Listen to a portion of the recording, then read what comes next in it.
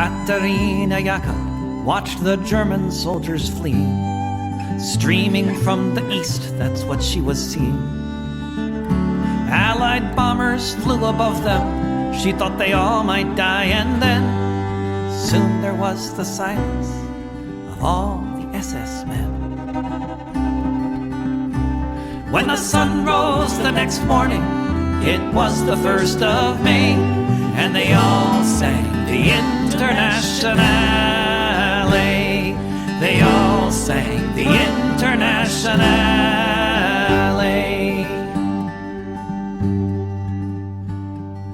Katerina Jakob saw red flags flapping in the breeze above the Russian tanks, and she fell upon her knees.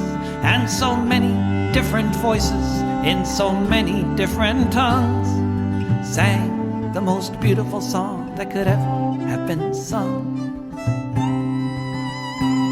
In German, Lithuanian, in Polish and in Dutch, a myriad of melodies as never had been such.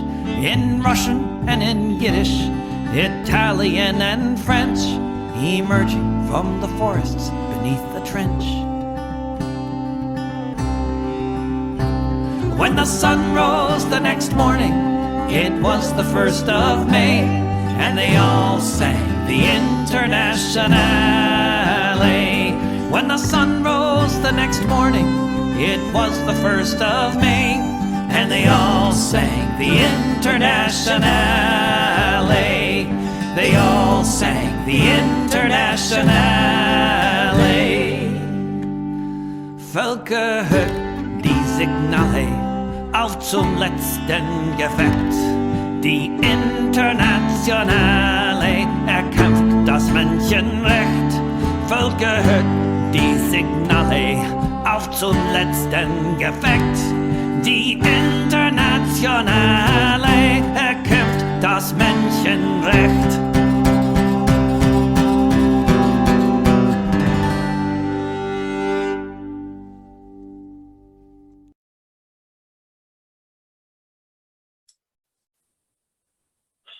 Hello and welcome to Revolutionary Socialist Review for October 21st, 2021. This is Chris Driscoll, your co-host, and along with me is your other co-host, Rainer Shea. Tell me, Rainer, what have you been up to? I've been writing some of the later parts of my novel, Comrade Desmore. It's about a man, Tom Desmore, who decides to become a traitor to the communist movement in the United States by taking the easy way out in life and opportunistically using his journalistic writing talents for spreading imperialist propaganda. Kind of a worst case scenario in terms of moral failings, like movement betrayals. I bet you can think of some people within the communist movement or within social movements in general who have sold out, who've been co-opted. Yeah. Or at least I suspect.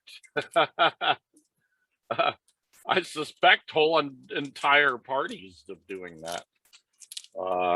But I don't know. There may be some more complex kinds of reasons for that. I don't know, but yeah. Well, it sounds like a very interesting novel. Yes. So how far along are you? I'm working on the second draft right now.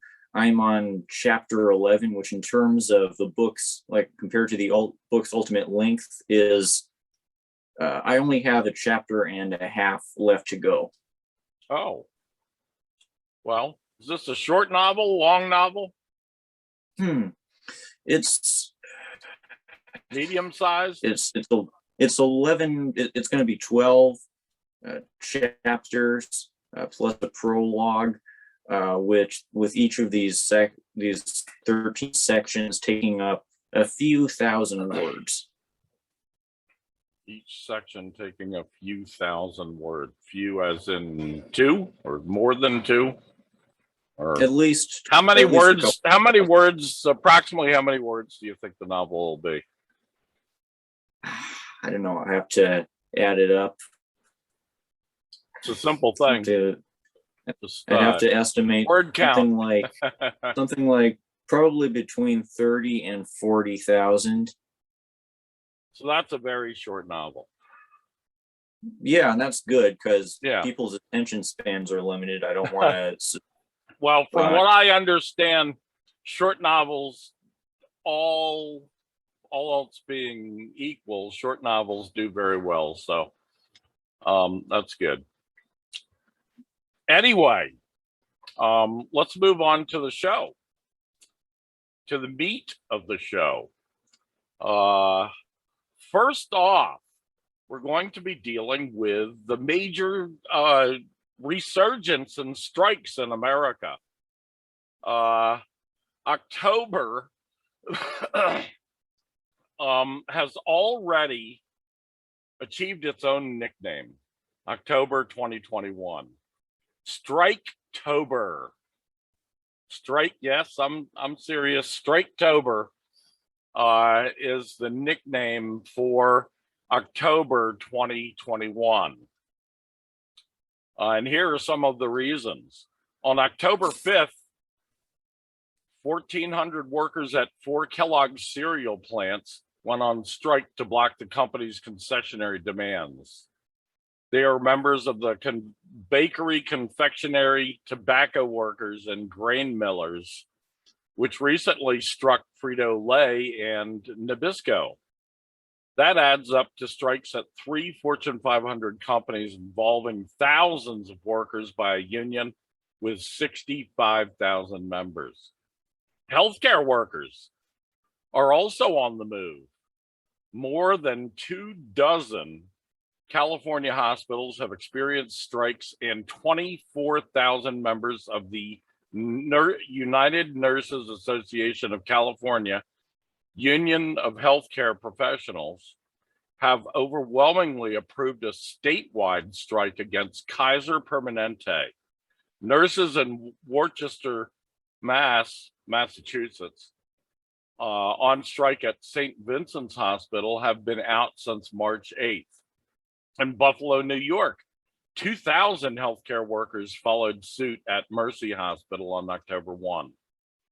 Alabama coal miners have been on strike since April 1st against Warrior Met and indirectly against the major Wall Street stockholder BlackRock, the world's largest investment firm. Metal workers struck 2 factories in Cabell County, West Virginia. Over 400 are still out at Special Metals. Another 10,000 workers began a strike October 14th against John Deere, hitting 14 plants in Iowa, Illinois, Kansas, Colorado, and Georgia. This strike is the first in 35 years against the agricultural and construction equipment company. Over 90% of the United Auto Workers members at Deere rejected the first contract presented to them.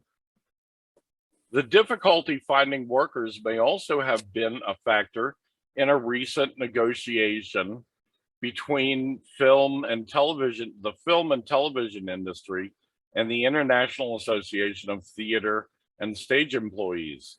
Some 60,000 IATSE members were set to begin a countrywide strike on October 18th, lifting the total number of current strikers to over 100,000. Many actions of unorganized workers, often atomized or with only a handful of coworkers, are still of an individual character. Millions of workers have been leaving their jobs a record 4.3 million in August.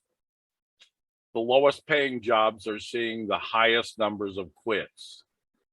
As Workers' World Party First Secretary Larry Holmes explains, from a genuine Marxist perspective, as the changes in productive forces bring more workers across the planet into contact with each other, class-wide solidarity becomes not only more practically possible, it also becomes more necessary.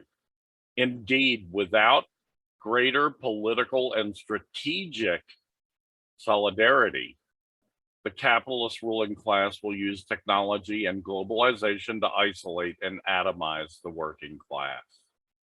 So that gives you a kind of a feel for why this month is being called Striketober. What do you think? Yeah, that part about them hoping to bypass the consequences of class inequality by using technology, that's something for us to worry about. But obviously, it does not negate the power of class struggle. Even if they can fully replace the workers or replace the vast majority of the workers with robots, that's going to come at the cost of depriving all of these people of the ability to become proletarians. Already, we've had this massive unemployment explosion in these last couple of years that's driven tens of millions of people in the US alone into permanent unemployment. And at some point, there's going to be blowback from that disaffected, disenfranchised mass. Right now, the blowback from the lower classes, from the poor, is mainly visible within the poor people who are still allowed to be proletarians. But at some other point, those people on the margins of the economy are also going to have the opportunity to take charge, to organize, to struggle for the establishment of a workers' democracy that can get them jobs. I think that we need to focus not just on getting the workers themselves involved in communist organizing, but getting the unemployed into communist organizing. We're in a situation where capitalism is throwing off so many people as automation accelerates, as the Great Reset carries through this huge leaning into the high-tech sector within U.S. capitalism. And at some point, there's going to be consequences for the way that capital has been behaving. Yeah, definitely. Okay, topic number 2. The first of over 200 bodies being exhumed from Lugansk, Ukraine mass grave, one of Obama's atrocities. This comes to us from the Greanville Post, October 19th, 2021. And it's we'll have a link to the article, because I'm just going to give you some highlights of the article, and it goes into a lot more than what I'm going to go into here.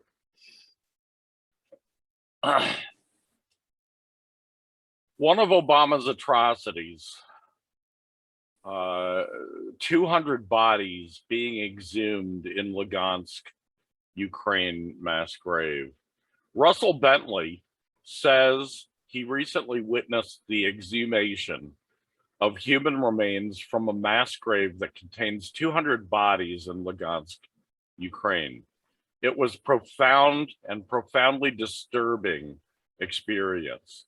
Each body in this grave represents an unnecessary and unjust death, a murder, and each of these 200 murders can never be forgotten or forgiven.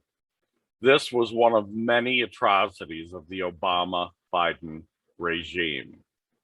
When Obama orchestrated the coup d'etat against the democratically elected Yanukovych government in Kiev in early 2014, they used the grisly assortment of secret agents, ultra-violent neo-Nazis, the oligarch traitors who deposed Yanukovych, and installed a Quisling gang of collaborators whose primary traits were bootlicking fealty to their U.S. masters, swinish avarice, and a willingness to terrorize and murder their own civilians while ruthlessly suppressing even the slightest resistance or even peaceful dissent. And all of these same vile traits are shared by the U.S. Gauleiter, the self-described point man, who from the very beginning was the man in charge of Obama's Project Ukraine, the man giving the orders and calling the shots of the U.S. occupation, and of course, taking the big dog's share of the looted billions, none other than Joe Biden. Though today Biden's is simply a senile puppet, back in the days of his vice presidency, he was a ruthless gangster and a very dangerous man. He ruled Ukraine with an iron fist like a true warlord or mafia chieftain. His word was law, and his law was obeyed by the groveling parasites and bloodthirsty sycophants he put into power. His orders to crush the legitimate uprising in the Donbass, including by war crimes and mass murder, like the 200 mass grave of 200 being exhumed right now, gave his Ukrop henchmen no pause, and they scurried to fulfill their master's orders, just as Bandera collaborators had done for their German Nazi masters 70 years before. Vice President Biden personally made 6 trips to Ukraine, half of them in 2014. This was during the heaviest attacks of the Ukrainian armed forces and neo-Nazi battalions against the people of Donbass, and Biden's visits preceded by only a few days or weeks the worst crimes of the war. There can be no doubt these crimes were done not only with Biden's permission, but on his orders. These crimes include the murder of over 100 protesters and armed Berkut police by snipers at the Maidan in Kiev, the mass murder by burning to death scores of peaceful protesters in Odessa on May 2nd. That was May 2nd, 2014. The airstrike on Lugansk on June 2nd, and false flag attack that murdered 298 innocent civilians on flight MH17 on July 17th. From Nuland and Payat, handpicking the new unelected Ukrainian government, to every illegal political, economic, and military decision, Ukrainian lapdogs jumped every time their US master said jump. The orders were clear: suppress the uprising in the Donbass by any means, legal or illegal, and the more brutal and ruthless, the better. And the attacks were brutal and ruthless. And now Biden is back again. Although Biden's recent mental deterioration has clearly made him unqualified to drive a bus, much less be president of the USA, his hubris and hypocrisy, and his absolutely immoral obeisance to his masters continue to make him a truly evil and dangerous man, not just for Donbass or Ukraine, but for the whole world. And naturally, that includes the citizens of the USA as well. This is going to need to be memorialized in a parallel way to how atrocities like the Indonesia purge have been memorialized. That is to say, that decades from now, there at least needs to be a widespread sense of awareness that atrocities were committed in Ukraine. Because when you look up Ukraine in the U.S. media, you find no mentions of this. Well, maybe aside from some articles in the Nation, which is better than most U.S. media outlets. At least there are articles in the Nation, the liberal publication, about how Biden has been complicit in the Nazi Ukrainian regime's glorification of Holocaust participants. Aside from that, there's really no mainstream discussion about these atrocities that have been taking place throughout these last 7 years in Ukraine. And most troublingly, there has been this narrative that the idea of Ukraine being Nazi run is pure Russian propaganda.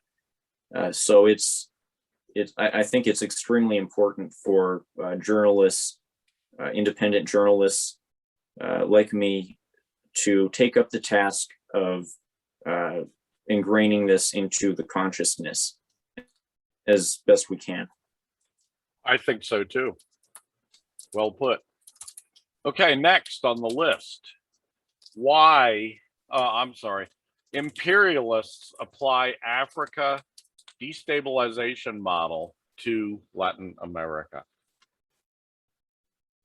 Since Obama's pivot to Asia, wherein the new Cold War, the new asymmetrical hybrid war on China kicked off, and also since George W. Bush created AFRICOM in 2007, Washington has been destabilizing Africa, perhaps more than ever.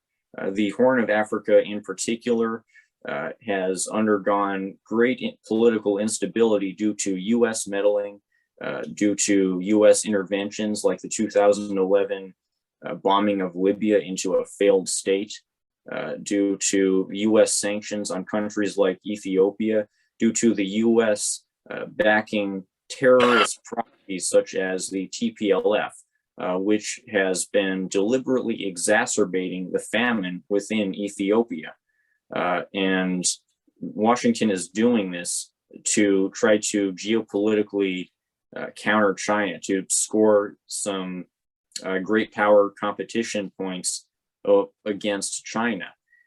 And now they're expanding this destabilization Cold War era model into Latin America. I believe this is in reaction to the fact that the imperialists continue to fail in their coup attempts in Nicaragua, Venezuela, Cuba, and Bolivia, and to the fact that revolution is increasingly brewing in Latin American countries like Colombia and Haiti. It's no surprise that Colombia and Haiti have recently experienced great instability due to U.S. influence. In Haiti, the imperialists have used their Colombian mercenary proxies to assassinate a president this year, exacerbating the instability there. In Colombia, the imperialists are backing their narco-criminal armies. And in Bolivia recently, they activated their armed right-wing forces to seize control over a coca market in the city of La Paz and displace the local coca growers. They're trying to use this market economic and social influence to gain leverage and try to attack the socialist Bolivian government from there. They're likely going to fail in that, but they have seized control over this this local sovereign within that part of Bolivia, and they have taken control over a market. So that's a defeat for the anti-imperialist movement to note. That happened just a couple weeks ago. Hopefully, we're going to see that reversed. The imperialists want to keep sowing more instability. They want to keep taking advantage of the chaos they're creating through their sanctions by inflaming proxy wars like the Colombia-Venezuela border war. They want to turn Latin America into one big Ethiopia. Yeah. The AFRICOM was begun under Obama, if memory serves. I thought it was a year earlier. Perhaps, but I think it really got underway under the Obama regime. It's a unpleasant and treacherous side of U.S. imperialism that they're not giving up without a fight, especially now in Latin America, where things are really heating up and have really been heating up for the last year and a half or 2 years. So we'll have to see what we can see, but this is something that we would expect, that both in Africa and in Latin America, the declining empire, the declining evil empire, is attempting to shore up what it's lost and to recover areas that it had lost in the past. So just what we could expect, but we have to step up our understanding of all these areas, arenas, operations in Latin America and in Africa. In the long run, we will win, but how and when will depend a lot on how successful we are around the world, how successful the Marxist-Leninists are at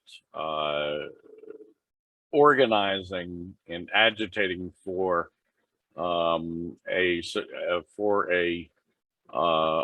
real effective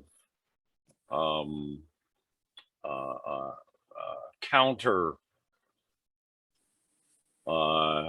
revolution. And I'd say that's basically what these Americans are up to. These imperialist Americans are up to is a counter revolution. So this would be a counter revolution. Next on the list, why does the West hate North Korea? This also comes from the Greanville Post from October 18th, 2021, and we'll have the link under this video.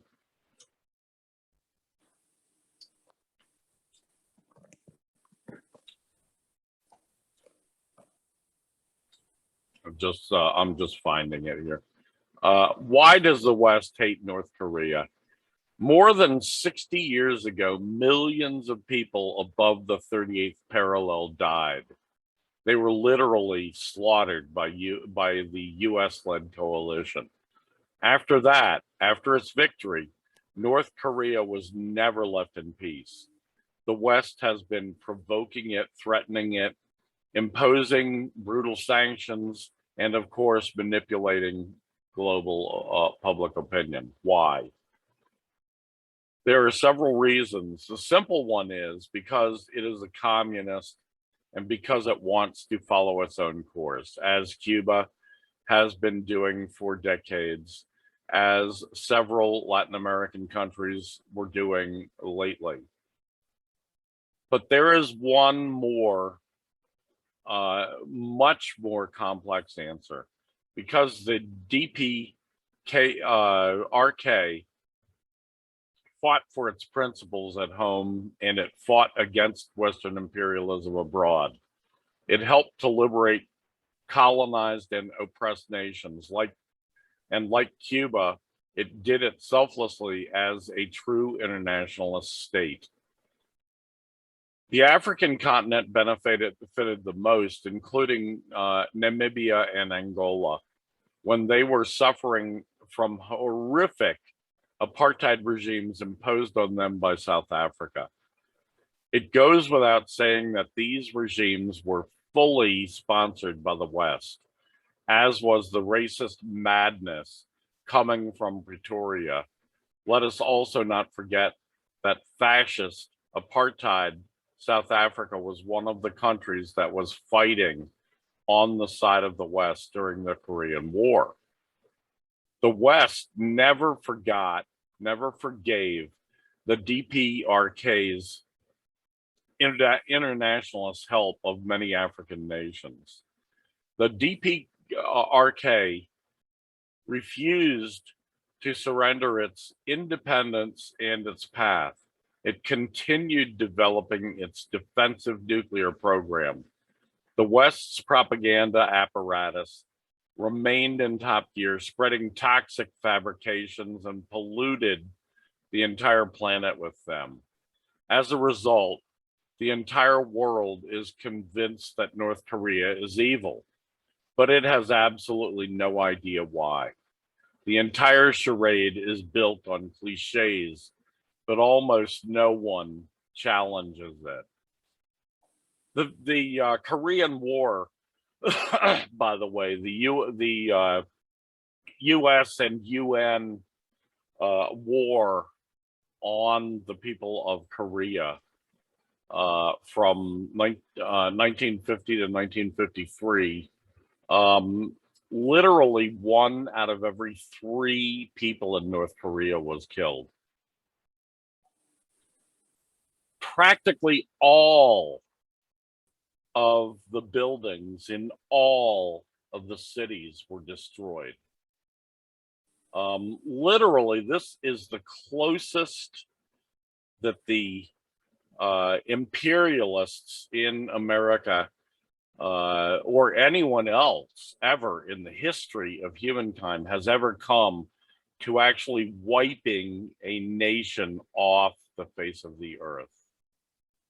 And they did it presumably without any nuclear weapons. They did use chemical weapons galore and biological weapons galore, but no nuclear weapons, at least not that we know of. So the people of the DPRK went through hell on earth for those 3 years.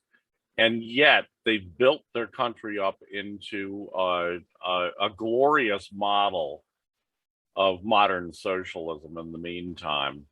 In the about 60 years since that time. So you really have to hand it to them, hand it to the people of Korea, how tremendously brilliant, energetic, gallant they have been in rebuilding their country after it was utterly devastated by the imperialist United States and its chief allies. I think that the DPRK has recently been getting the rewards, like some unprecedented rewards from its choice to defy U.S. imperialism. its choice to defy U.S. imperialism has come at such a steep cost. But lately, during the pandemic times, the DPRK has become one of the few countries on Earth that's, from what I understand, had 0 COVID deaths. I mean, South Korea is a relatively successful example of a capitalist country beating back against COVID-19, but compared to the DPRK's pandemic success story, South Korea's success story is tiny. It's pretty incredible what they've been able to do with their socialist economic model that makes quarantines and hygiene and medical care so efficient, along with their unique position of being able to isolate. Something to note is that none of the other existing socialist countries have been able to totally avoid pandemic deaths or cases, but it's something to note that between North Korea and South Korea, it's the socialist half of Korea that's been able to bypass all of these complications, all of this nastiness from the pandemic. North Korea hasn't even had to implement a COVID vaccination policy because it's not had to respond to any pandemic outbreaks. That's how good it's been. Yeah, really. Okay, next. What will anti-colonial socialist revolution look like? In this article, I compare the conditions of pre-revolutionary Russia with the conditions of the current United States, what's currently called the United States, and I basically echo what you said last week about how, as was the case with the Soviets deciding to grant self-determination to all of the nations that were occupied by the Russian Empire by giving them the ability to vote on whether they want to stay, whether they want to join the new socialist workers' state or break away. That's going to need to be the case within what's currently called the United States and within the entire North American continent more broadly eventually. All of these occupied indigenous First Nations, the African nation, the Chicano nation too, let's not forget them, are going to need to be able to decide their own fate. And I was arguing last week, and I argue in my article too, that instrumental to this will be the giving of all the occupied land back to the indigenous First Nations. I mean, I feel like that's simply the logical aspect to it. How can they decide their own fates without having full control over or the land that was stolen from them? And by full control, I mean full jurisdiction, parallel to the full jurisdiction that the several indigenous tribes in the eastern half of Oklahoma recently acquired. Yeah.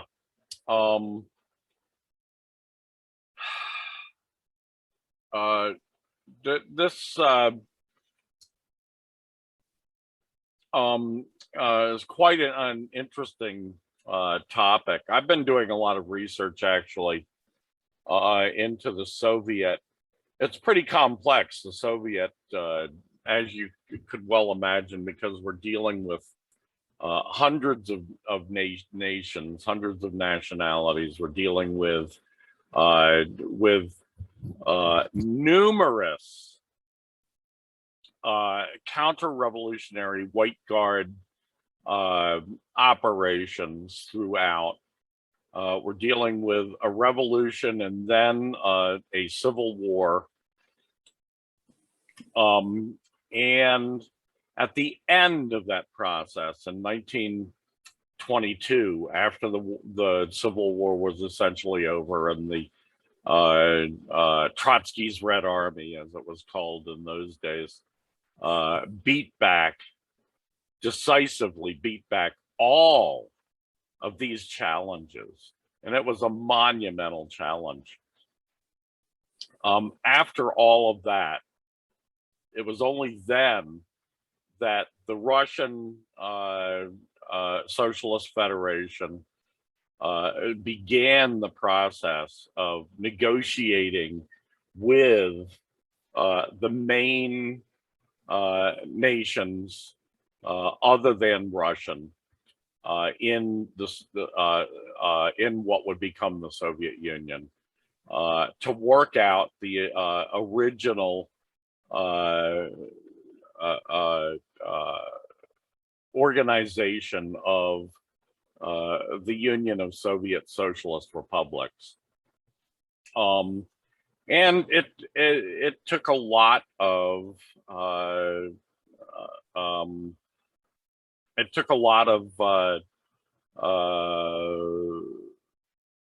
complex give and take to get to the point where most of these nations decided to go into, on an equal basis, to go into the creation of a union of Soviet Socialist republics.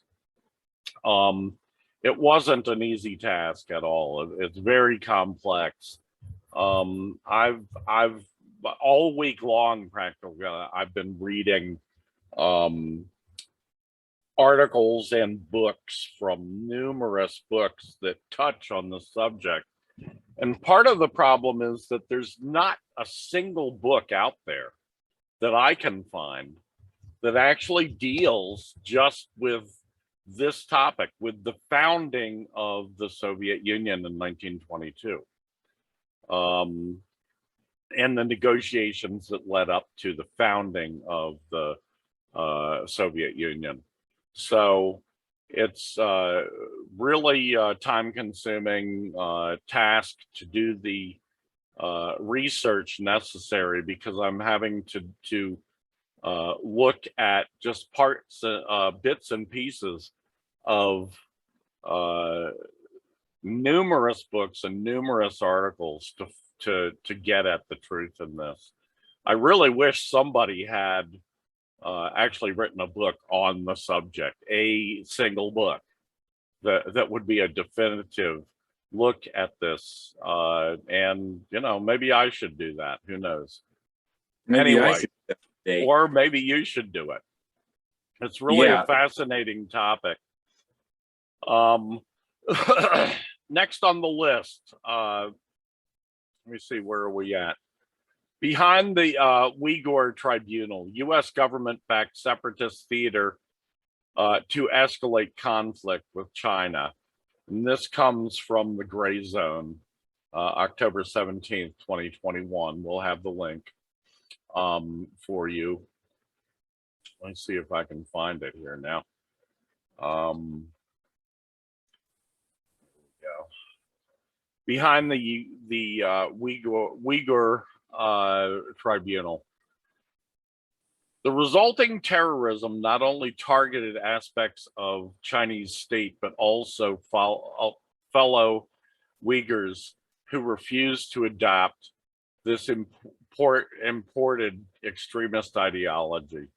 While the Western media makes little to no mention of this extreme violence now, and it looks like I've dropped something here, but basically what we started out with here was a description of a few years back, about 10 years back, of the terrorist assaults all over China by a tiny minority of Uyghur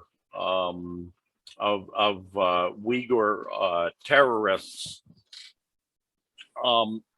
Anyway, while the Western media made little or no mention of this extreme violence, in order to depict security operations in Xinjiang as senselessly repressive, media organizations like the BBC were more than happy to report on the murder and mayhem as it unfolded, to highlight Beijing's apparent helplessness against it at that time.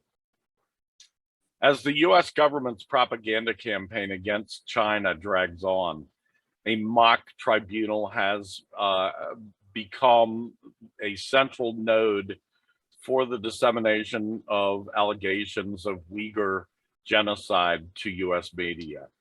But behind the carefully scripted horror stories conveyed to the public by an uncritical media are massive discrepancies, overt separatist sentiments, and huge sums of US government money. This June, Uyghur separatists and Washington-funded operatives of the human rights industry organization organized a Uyghur tribunal to build the case over 80 tedious hours of testimony that the Chinese government is guilty of the crime of genocide in its western Xinjiang province. While the mock tribunal presented itself as independent, it was organized by a US government-funded separatist group that has for years played a key role in generating anti-China propaganda. To help buttress the narrative spun out of spectacle, major media organizations such as CNN have generated various slideshows featuring star witnesses from the tribunal. In the process, they have inadvertently exposed major inconsistencies in the witness testimonies, exposing the entire exercise as another Western information weapon deployed against a target nation. The US government claims that China is carrying out genocide against ethnic Uyghurs, many of whom are Muslim, in an effort to erase them culturally.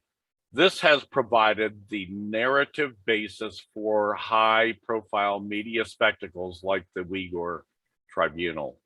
No motivation or context is provided to explain why China's government would be carrying out such putative abuses.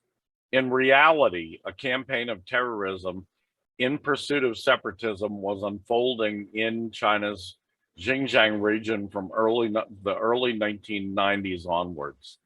A violent extremist minority of Uyghurs had been radicalized by Wahhabi fundamentalism imported from Saudi Arabia, as the LA Times explained in 2016. One of the star witnesses of the North Korean Shin Dong-hyuk later admitted to lying about his testimony. The article goes on to detail numerous cases of bogus claims of torture, fabrications, wild claims by the US government-funded World Uyghur Congress and Uyghur Human Rights Project, both funded by the government's National Endowment for Democracy. The production of stories of incubator babies and weapons of mass destruction has been industrialized and replicated on a global scale. And the latest product off the regime change assembly line is the Uyghur Tribunal. This pertains to land back, believe it or not, in that I wrote in my article after quoting Lenin that for Marxist-Leninists to support land back, we also need to add the caveat in our analysis, in our agenda, that we need to support the self-determination of these nations in a democratic sense. We need to do what the proletarians of these colonized nations want, not kowtow to every demand for self-determination that the bourgeois, fascist, imperialist, reactionary forces throw at us. When it comes to Xinjiang, to Tibet, to I think it's Inner Mongolia, to Taiwan, there are demands for self-determination. They're made every day by reactionaries the world over. But does the Communist Party of China heed these calls for self-determination? No, they do not. They do not take seriously these demands for counter-revolution, for the destruction of the gains that the proletariat in all of these nations have acquired due to their existing under the sovereignty of the Communist Party. Because, well, not just because of common sense, but because the leaders of China have read Lenin. Exactly. Last on the list tonight, capitalism has no endgame besides collapse and feudalistic warfare. I've concluded that in the future, that late stage capitalism is creating the people who are most likely to be able to retain and take power are people like Eric Prince, billionaires who've already established private armies. There are these billionaires like Bezos who've been buying up huge amounts of land within the American heartland. They've also been establishing fortified doomsday compounds in places like New Zealand, which is apparently a prime target for super rich doomsday preppers. And there's so many wild science fiction possibilities that spring to mind when you think of the prospect of the super rich trying to retain power in a near future where civilization is collapsing due to capitalism's deficiencies, due to world conflicts, due to environmental collapse. We might see billionaires wielding robot armies. The US military already uses robot armies, though it doesn't like to talk about that. The US military already uses drones, and all of these weapons are manufactured by private corporations. These corporations are going to be in a position to carry out feudalistic power grabs, implement a kind of techno-feudalism, unless the masses rise up and build socialist worker states. That last point is oh so crucial. None of this dystopian horror story has to happen. None of it is inevitable. It's the trend we're on right now. It's the direction we're headed, but it doesn't have to be the direction we end up in.